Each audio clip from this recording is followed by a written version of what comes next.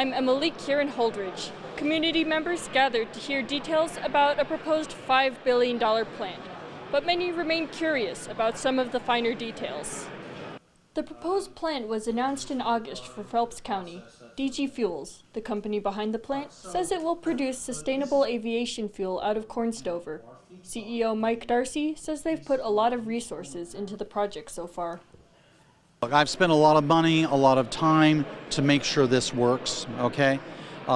We've done it the right way. We've wanted to make sure our technology works. Say this is a bankable project. We have long-term offtake capacity. We know what our feedstock will be. That's why I'm here. But the technology we're doing is a proven technology. It's not a technology risk issue.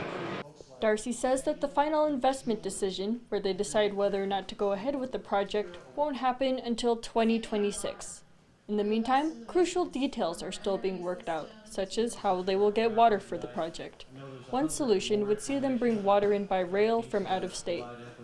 We decided to do what we're doing on rail simply because that was a thing we could do to make sure we had as minimal an impact as possible. But clearly, we'll work with the state to make sure that any kind of water impacts are completely minimized. Hundreds of community members showed up to ask questions about housing for workers, the impact on the environment, the power and water supply, and how farmers would deliver their stover. Jan Ten Bensel, a Cambridge farmer and chair of the Nebraska Ethanol Board, was curious about where the project would get its power. Yeah, I was interested in the electrical situation. Nebraska has always been a public power state, and there's a lot of challenges with new developments and how to power them. Ten Bensel was also very interested in the uses of stover. DG Fuels say they'll need 1.5 million tons of dry product and can make $100 million on farm revenue from premiums. But before he has a solid opinion, he says he needs to know more details. I have no idea. It's still in the developmental stages, of course. DG Fuels say they will hold additional town halls as the project moves along. The plant hopes to open in late 2029 or 2030.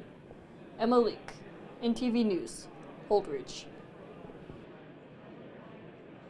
Thanks for watching. Please hit the subscribe button. And for the latest news anytime, download the NTV News app.